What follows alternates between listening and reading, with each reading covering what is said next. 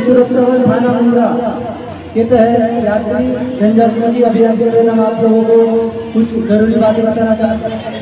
ध्यान से सुनिए। सबसे पहले रेल परिसर में अधिकृत वेंडरों के अलावा किसी भी अन्य व्यक्ति से कोई भी खाने पीने की वस्तु न ले और उसमें नशीली दवा मिली हो सकती है। जैसे कि अपन ट्रेन में सफर करते हैं, ट्रेन में सफर के दौरान कोई भी मिलता है तो अपनी दोस्ती कर लेते हैं, तो कुछ पिला पिला के अपने को अपना सामान हड़पना चाहेगा। जैसे आपने देखा कि आपके पास पैसा है, ज्वेलरी है, तो कोई लोग टिकट के भी करते हैं। तो ट्रेन में जैसे सफर करते हो तो वैसी चीजें लेनी नहीं, ठीक है। पहली बात वही। नंबर 2, ट्रेनों पर पत्थर न फेंके जिससे यात्रियों की जान को खतरा उत्पन्न होता है। ट्रेन में सफर करते हैं, अपने बीच में से कोई ना कोई होता है, अपना परिवार होता है, तो इसलिए बच्चों को ज्ञान नहीं होता है, मजाक में पत्थर फेंक देते हैं। तो किसी को आपको लगता है, किसी के सर को लगता है। अभी 2 दिन पहले इंसिडेंट हुआ था कलवा में, पत्थर मारा था आज से एक लेडीज सर को गया था। इसलिए ऐसी घटना नहीं होनी चाहिए, इसलिए अपने बच्चों को थोड़ा ध्यान से बताइए, ठीक है। आप सभी को पता है रेलगाड़ी हो या लोकल गाड़ी हो, उसमें रेलवे की तरफ से महिला यात्री के लिए स्पेशल डब्बा रहता है, उसमें पुरुष यात्री कोई भी सफर नहीं कर सकता है।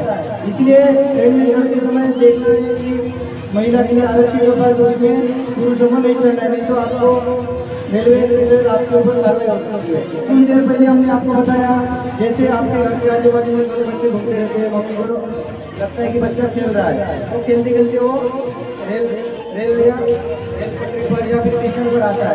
तो जैसे ही अपने बच्चों का ध्यान रखना है, और अगर किसी को कोई छोटा बच्चा मिल जाता है तो किसी को ऐसे नहीं देना है कि हाँ भाई मेरे को मिल गया, कोई बोल रहा है कि मेरा बच्चा है, तो उसकी पूरी इंक्वायरी करना है। सबसे पहले जो भी वर्दी पर रहेगा, पुलिस का हमारा RPF स्टाफ रहेगा, JRP स्टाफ रहेगा, उनके पास जाकर ये बच्चा मिल गया है तो हम नियम के तहत उनको हैंडल कर देंगे। इसमें जरूरी बात यह है, जैसे अपन ट्रैवल करते हैं, अपन मोबाइल हाथ में लेते हैं या फिर गेट के पास बैठ जाते हैं। जैसे कोई गाड़ी को सिग्नल नहीं होता है तो गाड़ी धीमी हो जाती है, तो जैसे अपने गर्दी के लोग बैठे रहते हैं आजू बाजू में, ट्रैक के बाजू में जो नशा करते हैं, दारू पीते हैं, तो वो लोग क्या करते हैं, मोबाइल ले लेते हैं। मोबाइल की कीमत जरूरी नहीं है, उसमें जो भी अपना डॉक्यूमेंट रहता है वो बहुत जरूरी होता है। इसलिए जब भी ट्रेन में यात्रा करते हैं तो यात्रा के दौरान खास करके दरवाजे के पास खड़े नहीं रहे और मोबाइल लेते हैं। यात्रा के दौरान चलती लोकल ट्रेन में चढ़ते तथा उतरने का प्रयास न करें। सबसे महत्वपूर्ण ये मुद्दा है, क्योंकि अपने कलवा में सबसे ज्यादा बड़ी दिक्कत यही है, अगला स्टेशन ठाणे है तो कलवा में चढ़ने को नहीं मिलता है, तो सबसे ज्यादा इंसिडेंट जो होता है कलवा में होता है। तो इसलिए हो सके तो जो पीक ओवर टाइम है सुबह का, अगर हो सके तो थोड़ा लेट जाइए, 10 के बाद आपको जगह मिल जाएगा।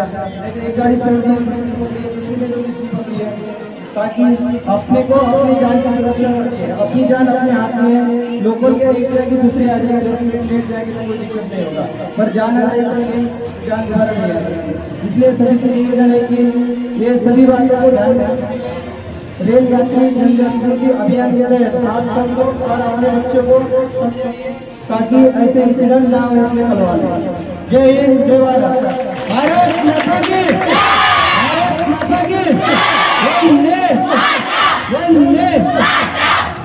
प्रकार के कार्यक्रम विद्यार्थियों के द्वारा किए गए और इसमें हमारे इस कार्यक्रम में सम्माननीय विजय गोरे साहब जो रेलवे असिस्टेंट मुब्रा के हैं, सम्माननीय श्री मोहन सिंह सर, ये भी मुब्रा डिपार्टमेंट से ही है, मुब्रा रेलवे स्टेशन से, श्री सुरेश मीना सर और श्री कुणाल सर और श्रीमती पूजा गोडसे मैडम यहाँ पर आ जाकर के उन्होंने विद्यार्थियों को तरह तरह की रेलवे से संबंधित विभिन्न प्रकार से रेलवे में होने वाली खतरों से संबंधित विद्यार्थियों को जानकारी दिया। सभी हमारे जो सम्माननीय आज मुख्य अतिथि इस कार्यक्रम में उपस्थित हुए सभी RPF के जवान हैं जो मुब्रा से संबंधित हैं, मुब्रा से लेकर कलवा तक इनके अंतर्गत आता है। इन्होंने हमारे विद्यार्थियों को बहुत ही अच्छे तरीके से ये बताया कि बच्चों आज आप भारत के युवक बच्चे हो, लेकिन ये आगे चल के आप भारत के भविष्य हो।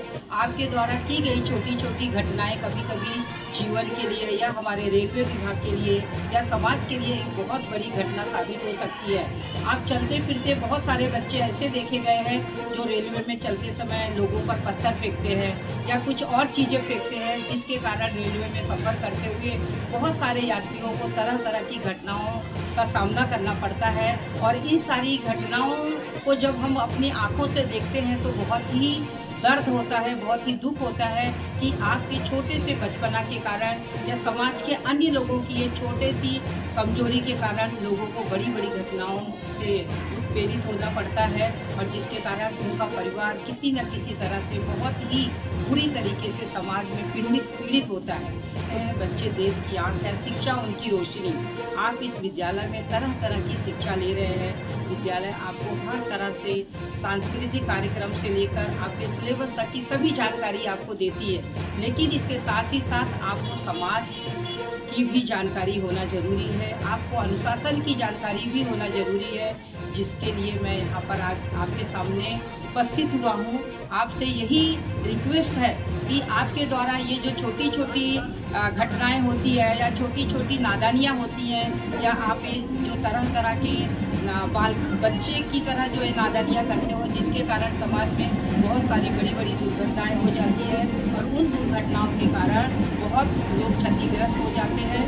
तो आप लोगों से ये रिक्वेस्ट है कि इस तरह से घटनाओं से आप अपने आप को रोकिए, अपने आप को वंचित रखिए, और समाज में अगर कोई इस तरह की घटना कर रहा है तो आप हमें सूचित करिए। ये मेरा नंबर है और इस नंबर को आप डायल करेंगे तो हमारा कोई ना कोई रेलवे कर्मचारी आपकी मदद के लिए हमेशा आएगा।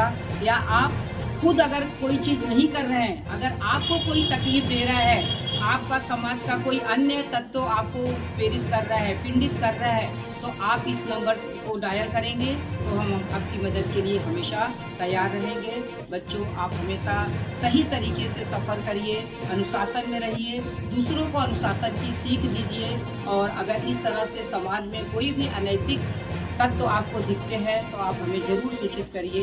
इन्हीं शब्दों के साथ हमारे आरपीएफ के जवान ने तरह तरह की और बातों से हमारे विद्यार्थियों को बहुत सारी समस्या से लेकर उसका किस तरह से निराकरण होता है, ऐसा एक बहुत बढ़िया ही संदेश दिया। इस विद्यालय की संस्थापिका होने के कारण आने वाले सभी आरपीएफ जवानों को मैं अपने विद्यालय की तरफ से हार्दिक स्वागत करती हूँ, हार्दिक अभिनंदन करती हूँ।